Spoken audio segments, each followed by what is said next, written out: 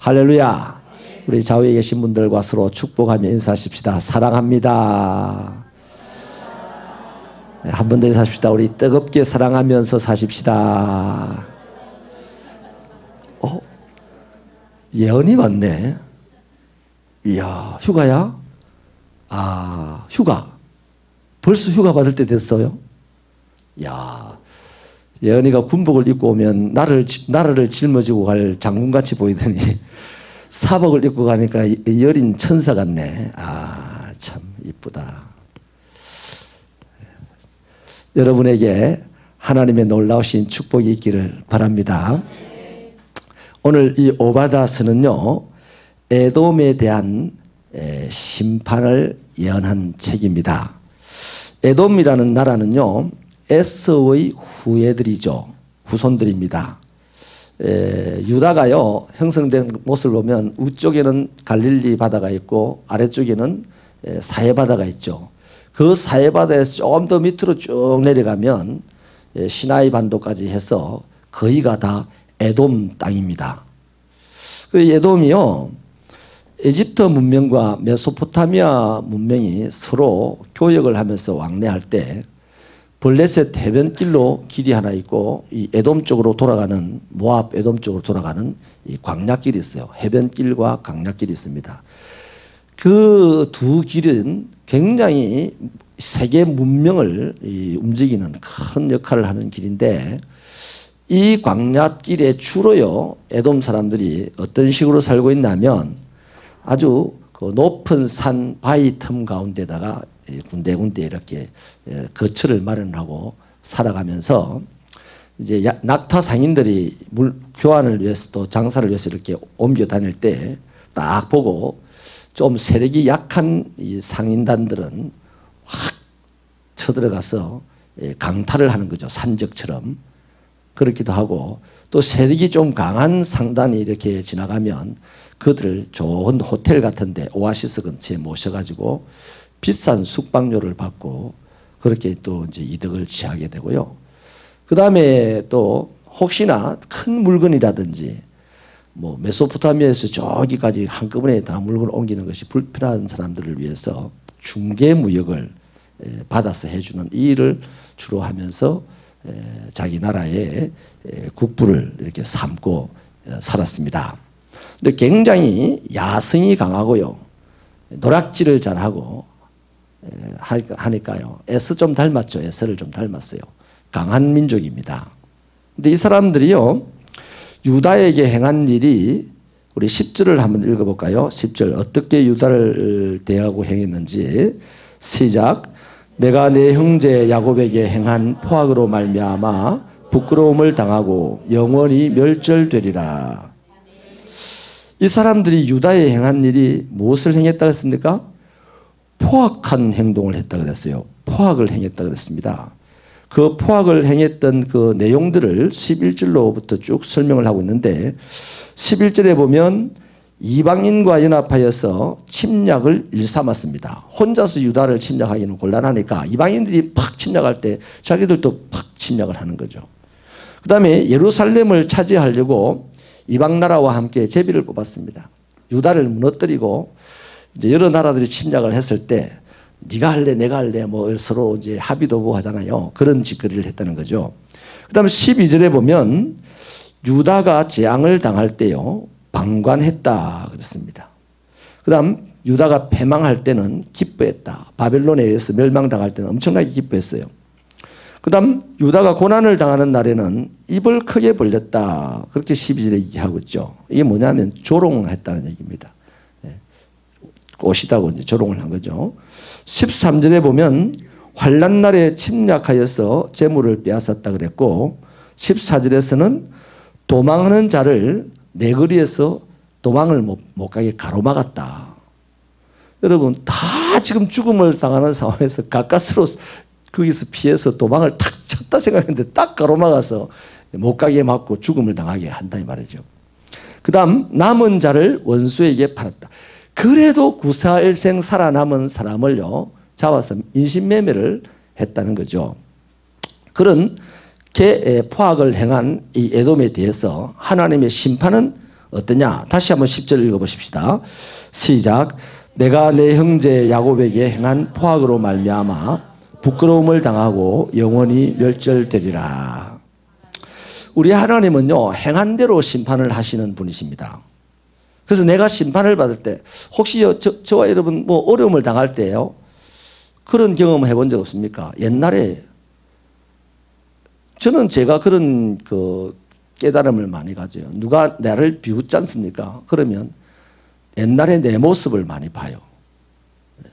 하나님께서 지금 나를 심판을 하시는구나. 조롱을 받게끔 하셔서 옛날에 내가 누군가를 조롱했을 때 그 사람의 아픔을 오늘 내가 느끼게 하는 그런 경험을 많이 합니다. 이 에돔이 유다가 멸망할 때 입을 크게 벌렸다 그랬어요. 조롱했다 그랬죠. 그 에돔을 하나님께서 심판하시는데 크게 부끄러움을 당한다. 크게 부끄러움을 당하는 데서 끝나는 게 아니고 어떻게 된댔습니까? 멸절한다 그랬습니다. 얼마만큼? 영원히 멸절한다 그랬어요. 너무 놀라운 것은요, 요 앞에 보면요, 뭐라 그럴까요? 요 앞쪽에 보면 다른 나라들에 대해서요, 뭐 할 때는요, 멸절한다는 이 말에 대해서 그렇게 하더라도 영원하다는 이 부분의 표현은 거의 없어요. 근데요, 유다를 공격한 에돔을 멸절시킨다. 부끄럽게 할 뿐만 아니라 멸절시킨다 그랬어요. 여러분, 오늘 여기까지가 본문의 내용인데요. 에돔과 유다는 원래 형제지간의 나라잖아요. 에돔은 에스라는 사람에게서 나온 후손들이고, 유다는 뭐 갈로 쳐서 이스라엘 백성들까지 다 포함해서 이 사람들은 야곱에게서 나온 사람입니다. 이삭의 복 중에 두 아들, 쌍둥이 두 아들, 하나가 에스고 하나는 야곱이지 않습니까? 근데 그들의 후손이 에돔으로 유다로 이렇게 퍼졌는데, 이 에돔이 형제 나라의 환란을 도와주지는 못할 망정 그 환란을 역이용해서 자기 이익만 추구했고요. 또 그들이 멸망당하기를 바랬다는 거죠. 그 뭔 말입니까? 되게 미워했다는 거죠. 형제를 되게 미워했다는 거죠. 저는 오늘 설교 제목을요, 따라합시다. 형제를 사랑하라. 이게 그냥 평범한 설교 제목인데요. 오늘 좀 더 리얼하게 설교 제목을 정하겠습니다. 미움 대신에 사랑으로. 예, 오늘 제가 이 말씀 드리려고 그럽니다. 에돔이 유다를 사랑했으면요, 적어도 미워 안 했으면 유다가 환난을 당할 때 가마득히 잊고 있다가도 유다가 환난을 당할 때쯤이면 아유 우리 형제 나라인데 하고 구호품을 보내주고 뭐 마금이 되어주려고 변명도 해주고 이럴 겁니다. 그런데 이 사람들은 유다가 미웠어요. 그러니까 빼앗고 싶고 무너뜨리고 싶고 자기 혼자서 안 되니까 다른 사람들이 칠 때 그 사람을 치는 거죠. 그렇게 이렇게 형제를 미워한 에돔을 하나님이 심판하실 때 영원히 멸절을 시킨다. 그렇게 얘기를 하는 거죠. 여러분 오늘 이 말씀 속에서요, 우리가 교훈을 나누고 싶은 것이 두 가지가 있습니다. 첫째는요, 우리들에게 다가오는 환난을 두려워하지 말자라는 것입니다. 우리는 누굽니까? 유다 백성들의 영적 전통을 입고 오늘 믿음으로 유다 백성들이 된 사람들이잖아요. 이스라엘 백성 아닙니까? 하나님은 누구 편이다? 우리 편입니다. 내가 비록 꼴볼견 짓을 하고 내가 비록 힘이 없고 내가 비록 배운 것이 없어도 하나님이 나를 하나님의 백성 유다인으로 삼으셨다는 것이죠. 그래서 나 자신은 나를 압니다. 내가 꼴볼견이다. 내가 참 배운 것이 없다. 내가 참 힘이 없다 하는 것을 알았어요. 또 세상도 알아요, 그거를. 그래서 나를 보고 너는 배운 게 없어. 너는 못났어. 네가 할 줄 아는 게 뭐 있어. 너는 안 될 거야. 왜? 내가 너를 때려줄 거야. 난 너를 안 되게 할 거야. 이런 식으로 우리를 환난 가운데로 밀고 들어올 뿐만 아니라 우리 스스로 어떤 환난이 생기면 세상은 함께 확 밀고 들어와서 나를 넘어뜨리려고 하는 거죠. 이런 상황에서요, 우리가 가져야 될 게 뭡니까? 나는 하나님에게 선택된 하나님의 백성이다. 내 앞에서 내가 당하는 환난 때문에 나를 넘어뜨리려고 하는 세력이 있다면 그 세력 때문에 두려워하지 말자는 것이죠. 왜냐하면 하나님은 당신이 선택한 백성을 반드시 어떤 방법으로든 지키십니다. 마귀는요, 왜 저 사람을 지킵니까? 저 사람보다 더 못됐는데. 그 하나님을 합니까? 마귀에게 욕을 들으면서 참소를 당하면서도 나를 지켜주시는 분이 하나님이십니다. 그 누가복음 15장 아닙니까? 못된 짓은 둘째 아들이 골라서 다 했어요. 아버지 재산 말아먹었어요. 큰아들은 아버지 재산 부르고 있었어요. 그런데 아버지가 못된 아들 돌아오니까 끌어안고 좋아하니까 큰아들이 뭐랍니까? 아버지를 보고 공격합니다. 당신 말이죠. 아버지 이랬으면 됩니까? 저 녀석은 집안을 말아먹은 놈인데 왜 환영하시고, 나는 집안을 살찌운 사람인데 왜 나는 모른 척 하십니까? 그렇게 공격하는 게 마귀가 공격하는 거랑 똑같다 이 말이에요. 오늘 하나님이 우리를 어떤 상황에서도 지켜주시려고 하는데 마귀는 우리를 보고서 하나님에게 시비를 거는 거죠. 이런 상황에서 여러분, 저와 여러분이 두려워하지 마시고 하나님의 사랑에 감동하시기 바랍니다. 이 벌레 같은 날 위해 내가 뭐라고, 웬 은혜인가, 웬 축복인가 이러면서 감사해야 하고 하나님의 사랑을 깊이 깨달아 알아야 되지. 세상이 나보고 별 볼일 없는 사람이라니까 나도 별 볼일 없는 사람이야 하고 팍 퍼지고 이러면 안 된다 이 말이죠. 아멘이십니까? 구체적인 증거가 있어요. 시편 2편을 한번 가볼까요? 조금 수고스럽지만 시편 2편을 한번 찾아보십시다. 이걸 우리 1절부터요 9절까지 한 절씩 교독합시다. 어찌하여 이방 나라들이 분노하며 민족들이 헛된 일을 꾸미는가?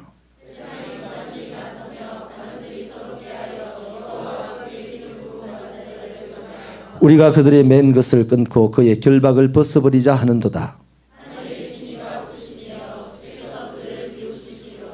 그때에 분을 바라며 진노하사 그들을 놀라게 하여 이르시기를 내가 여호와의 명령을 전하노라. 여호와께서 내게 이르시되 너는 내 아들이라. 오늘 내가 너를 낳았도다.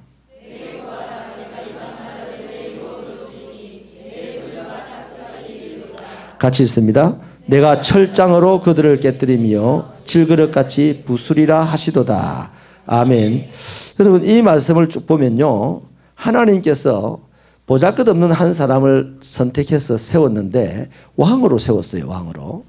그러자 세상의 관원들과 군왕들이요 막 비웃고 낄낄거리고 하면서 자기들끼리 언어를 합니다. 저 하나님 저 계획이 안 되도록 무너뜨려 버리자. 쉽잖아요. 저 보잘것없는 게 왕이라고 하니까. 그러자 하나님이 그들을 보고 비웃으신다 그랬어요. 그러면서 세상의 사람들을, 세상의 왕들 군왕들을 내노라 하는 사람들을 비웃으시고 난 다음에 그러면 그 보잘것없는 사람도요 그 상황에서 세상의 군왕들과 관원들이 비웃고 낄낄거리고 나 한 사람이 왕이 됐다는 사실에 대해서 인정하지 아니하고 그러는 것을 들을 때에 굉장히 의기소침해질 수 있잖아요. 그때 하나님께서 그 사람에게 딱 말을 하기를 따라합시다. 오늘 내가 너를 낳았도다.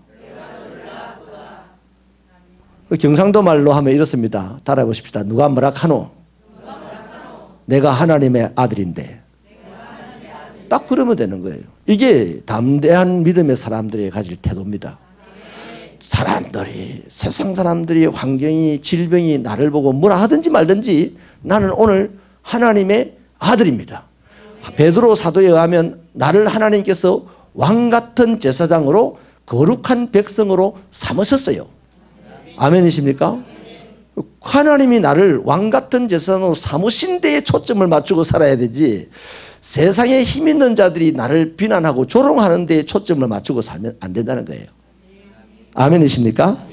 그러면서 하나님께서 하시는 말씀 보십시오. 내게 구하라. 이 열방 나라들을 다 네 유업으로 줄 건데 저 길글거리고 껄떡거리는 저것들을 철장으로 부술 수 있는 권세를 주겠다 그랬어요. 그러니 여러분, 우리가 할 일은 딱 하나입니다. 그들하고 싸울 것도 안 해요. 하나님께 구하면 됩니다. 하나님의 나를 왕 같은 제사장으로 삼으셨는데 적어도 내가 이 땅에 다스리는 왕처럼 살든지 아니면 영적으로 인도하는 제사장처럼 살든지 아니면 하나님의 말씀을 전가하는 선포자로 살든지 적어도 이 세 가지로 내가 살아야 될 텐데 이 세 가지를 위해서 내가 돈도 생길 것이고 뭡니까? 건강도 생길 것이고 이거다 이 말이에요. 예? 뭐 돈 벌려고 뭐 목회하고 예? 돈 벌려고 왕 되고 이러면 안 되잖아요. 예? 뭐 하려고? 왕 되려고 돈 벌고 예? 목회하려고 돈 벌고 이래야 됩니다. 돈이 목적이 되면 안 된다 말이에요. 권세가 목적이 되면 안 된다 말이에요. 우리는. 그래서 하나님께서 우리를 그런 권세 있는 자로 세워주셨으니 저 사람들이 나를 아무리 비웃고 조롱해도 내가 그 사람하고 시비할 필요가 없다 이 말이에요. 나는 하나님에게 구하면 됩니다. 하나님에게 이러한 사실들을 알려주고 하나님 어찌하면 좋겠습니까? 라고 하면 그 사이에 하나님께서는 역사를 하셔서 조롱하는 자들이 다 엎어지게 된다 이 말이에요. 그때 사람들이 뭐라고 하냐면 하나님의 세우신 보잘것없는 그 사람 앞에 무릎을 꿇는 거예요. 할렐루야. 이게 영적인 질서입니다. 그러니까요, 솔직히 객관적으로 사실로 우리는 보잘것없는 사람이에요. 근데 보잘것없는 사람임에도 불구하고 우리가 하나님에게 선택된 이 세상에 살아가는 왕 같은 사람이요 제사장 같은 사람이다 이 말이에요. 그것에 대해서 사람들이 시비를 걸고 환경이 시비를 걸고 악한 마귀가 시비를 거는 거예요. 그때 그것들에게 휘둘리지 마시고 하나님께 기도할 수 있는 저와 여러분 되시기 바랍니다. 그러면 하나님이 역사하시고 세상은 하나님을 몰라요. 그래서 우리를 두려워하게 된다 이 말이에요. 저 사람은 가만히 기도했는데 왜 나는 엉망이 되지? 내가 조롱했던 저 사람은 잘 되고 잘 됐던 나는 엉망이 되지. 그게 뭡니까? 철장 권세입니다. 할렐루야. 두 번째요. 죄송합니다. 한 가지만 더요. 그 하만이라는 사람이 있잖아요. 하만이라는 사람은 아말렉 족속의 후예인데 아말렉이요 여호수아 이후부터 줄곧 이 유다 백성들에게 멸망을 당해왔습니다. 역사적으로 그래요. 그런데 최종적으로 아말렉도 바벨론에게 멸망을 하고 유다도 바벨론에게 멸망을 했는데 아말렉이 좀 먼저 멸망을 했나 봐요. 그래서 유다가 바벨론에 멸망을 당해서 가니까 아말렉 사람들은 벌써 틀을 잡고 있어요. 근데 그 중에 하만이라는 사람이 최고 총리가 되어 있습니다. 그래서 모르드게가 거기 잡혀가 가지고 왕궁에 이렇게 보초를 쓰고 있는데 하만이 쫙 지나가기를 이미 하만을 존경하라고 왕이 명령을 했거든요. 모든 사람은 하만을 보고 절을 해라 그랬습니다. 근데 모르드게가 저 폼 잡고 가는 저 사람이 누구냐라고 물으니까 사람들이 아말렉 후예인데 하만이라는 총리다 그랬어요. 그러자 이 모르드게가 알았어요. 하나님께서 말씀하시기를 아말렉을 전멸시키려 했는데 누가 못했냐면 사울 왕이 안 했어요. 아말렉 왕을 살려줬어요. 그날 이후에 아말렉이 좀 남아있었다 이 말이죠. 근데 그게 딱 생각이 나는 거예요. 이 아말렉이 요것들 유다 백성들이네. 또 모르드게는 아말렉 사람이라는 소리를 듣고 그렇지 내가 인사할 수 없지. 아말렉 사람들은 벌써 하나님에 의해서 죽어야 했는데 우리 실수로 없애지를 못했는데 내가 인사 못하지. 그래가지고 인사를 안 하니까 하만이 저놈 누구야? 건방진 놈 저거 누구야? 이랬단 말이에요. 그러자 유다 사람이다. 그래 잘 됐다. 그래서 이 모르드게와 유다 사람 전부를 죽이려고 했던 것이 하만입니다. 그런데 그때 모르드게가 이 사실을 알고 에스더와 더불어서 전 국민에게 함께 기도하자 그랬습니다. 그래서 3일 동안 금식 기도를 하고 딱 났는데 3일 후에 어떤 일이 납니까? 모르드게를 달아주려고 하는 그 장대에 하만이 달려 죽게 되고 모르드게를 통하여서 유다의 불임절 승리의 날이라고 하는 어마어마한 큰 잔치 날이 전통적으로 만들어지게 되었다 이 말이에요. 여러분, 베드로 사도가 말하기를요, 우리에게는 하나님이 천국의 열쇠를 주셨다 그랬어요. 그래서 우리가 천국 문을 열면, 땅에서 열면 하늘에서 열릴 것이요, 땅에서 닫으면 하늘에서 닫힐 것이다 그랬습니다. 이게 뭐냐? 우리 천국의 열쇠는 어디 있냐? 손에 없습니다. 우리 천국의 열쇠는 입에 있어요, 입에. 그래서 하나님께서 구하란 거예요, 구하란 거예요.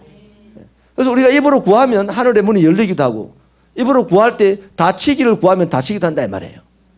그래서 이 세상을 살아갈 때 아무리 우리가 보잘것없어도 두려워하지 말고, 환경도 질병도 인간관계도 두려워하지 말고, 그때마다 두렵게 하는 세력들이 일어날 때마다 우리는 하나님께 구하면 하늘에서 역사하시고, 우리를 힘들게 했던 그 모든 세력 환경들이 우리를 두려워하게 되는 날이 곧 오게 될 줄로 믿습니다. 그 다음 두 번째 교훈이 있습니다. 두 번째 교훈이 뭐냐면 미움을 대물림하지 말자는 것입니다. 처음 말씀드린 대로 에스와 야곱은요, 형제인데 20년 동안 에스는 야곱을 미워했습니다. 죽일 거라 생각했습니다. 매일같이 죽일 거라고 결심을 할 정도로 미웠어요. 그래서 야곱이 20년 후에 고향 땅으로 돌아온다는 소식을 들었을 때 죽이려고 400명 군사를 끌고 달려갔단 말이죠. 그러나 만났을 때는 정작 죽이지를 못하고 둘이서 화해를 합니다. 끌어안고 입을 맞추고, 또 에스가 말하기를 얼마나 멋지게 하합니까? 네가 이제 우리 집안의 어른이다. 이렇게 화해를 했어요. 그런데 에스와 야곱은 화해를 했는데 그 다음 에스 후에 이 에돔 사람들은 끊임없이 야곱 후에 유다를 괴롭혔다 이 말이죠. 그럼 우리가 한번 추측을 해봐야 됩니다. 왜 에스의 후예들, 자기 조상은 화해를 했는데 에스의 후예들은 끊임없이 유다를 미워했을까? 에스가 유다와 화해는 했을 거예요. 했죠, 성경적으로. 그 다음 숨어있는 얘기가 뭘까요? 자기 집에서 이야기할 때 야곱이 저 나쁜 놈이었는데 야곱에 대해서는 늘 안 좋은 이야기만 했을 거예요. 그리고 화해를 하고 집에 갔어도 야곱에 대해서 좋은 평가는 안 했을 거예요. 그런데 그 소리를 누가 듣습니까? 에서의 아들들이 들어요. 자식들이 들어요. 오늘 우리도 들어도 가벼운 얘기가 아닙니다. 여러분, 반말은 쥐가 듣고 낱말은 새가 듣는다 했습니까? 밤이고 낮이고 우리 말은 자식이 들어요. 에? 쥐가 들어도 괜찮고 새가 들어도 괜찮아요. 우리 말을 자식이 들을 때에 내가 누군가를 미워하는 소리를 자꾸 하게 되면 그 자식은 공부하는 중에도요, 공부하는 그것이 자기 이 뇌리나 가슴에 새겨지는 것이 아니고 부모가 밥상머리에 앉아서 누구 미워하는 그 소리가 자꾸만 새겨집니다. 그래서 세상은 점점 갈수록 악해지거든요. 악해질 때 그 자녀들이 자라나서 힘이 있을 때는요, 부모에 의해서 이미 전수받은 미움이 있어요. 부모는 어른이니까요, 미워하다가도 화해할 수 있습니다. 이 미운 감정을요, 여러분의 집안에서 발설하지 마시기 바랍니다. 의외로 우리가 다 놓치고 뭐 아무 뜻없이 그냥 미운 감정들을 계속 이야기하는 경우가 있는데요. 이거 철저하게 우리 머릿속에 입력해 놓고 이거 조심하시기를 주님의 이름으로 부탁합니다. 미움은 대물림이 됩니다. 나는 사고 안 쳐요. 나는 이미 어른이기 때문에 사고 안 칩니다. 그러나 자녀들은요, 아직까지 완전히 성숙되지 않은 그들의 가슴 속에 그것이 자기가 경험한 미움이 아니라 부모에 의해서 밀려 들어온 미움이기 때문에 그건 어마어마한 큰 화근이 될 수도 있다는 것이에요. 이 유다를 괴롭힌 에돔이 다른 거 없었어요. 부모에게로부터 그 내용들을 쭉 들어오면서 새겨졌던 그것이요, 어마어마한 콤플렉스가 되는 거예요. 우리 아버지가 형인데 삼촌한테 맨날 뺏기고 살았다. 그게 콤플렉스가 돼가지고 계속 상해지는 거예요. 그럼 누구 책임입니까? 에스의 책임입니다.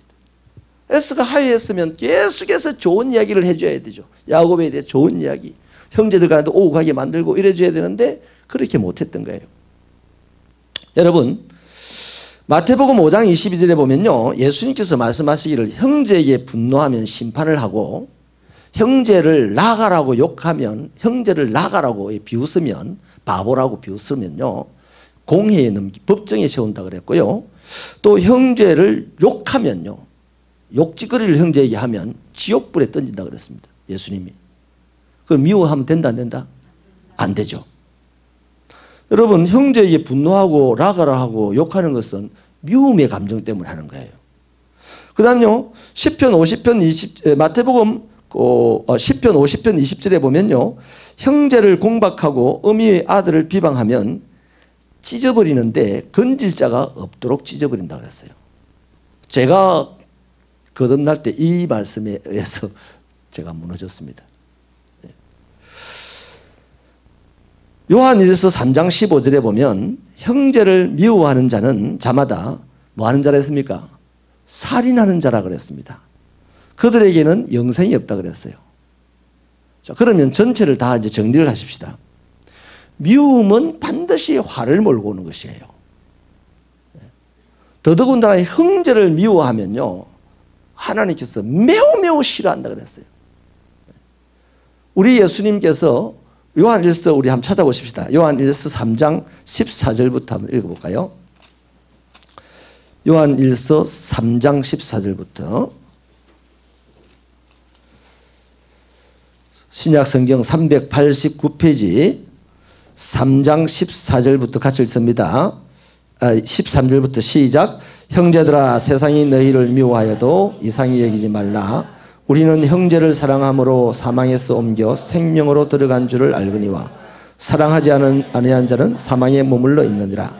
그 형제를 미워하는 자마다 살인하는 자니 살인하는 자마다 형생이 그 속에 거하지 아니하는 것을 너희가 아는 바라. 그가 우리를 위하여 목숨을 버리셨으니 우리가 이로써 사랑을 알고 우리도 형제들을 위하여 목숨을 버리는 것이 마땅하니라. 아멘. 하나님께서 우리를 자녀 삼으셨잖아요. 그것을 확실하게 하기 위해서 예수님께서는 우리를 형제로 삼으시고 우리를 위해 목숨을 버렸답니다. 우리를 사랑하셨다는 거죠. 그러므로 우리도 어떻게 주께서 우리를 사랑하셨던 것처럼 우리도 형제를 사랑하면서 살아야 되는 겁니다. 가정의 형제도 사랑해야 될 뿐만 아니라 교회의 형제 자매들도 서로 사랑하면서 살아야 된다 하는 것이죠. 그래서 여러분, 오늘 이 에돔이라는 나라의 심판을 통해서 우리가 꼭 기억해야 될 것이 두 가지죠. 세상 두려워할 거 없어요. 우리를 힘들게 하는 사람 두려워할 거 없어요. 우리의 흥망성쇠를 주장하시는 이는 하나님 한 분이십니다. 그 하나님을 바라보면 우리는 얼마든지 살 수 있습니다. 그 바라봄이 구하는 거죠. 그러면 철장 권세로 우리가 세상을 차지하고 살아갈 수 있다 하는 거예요.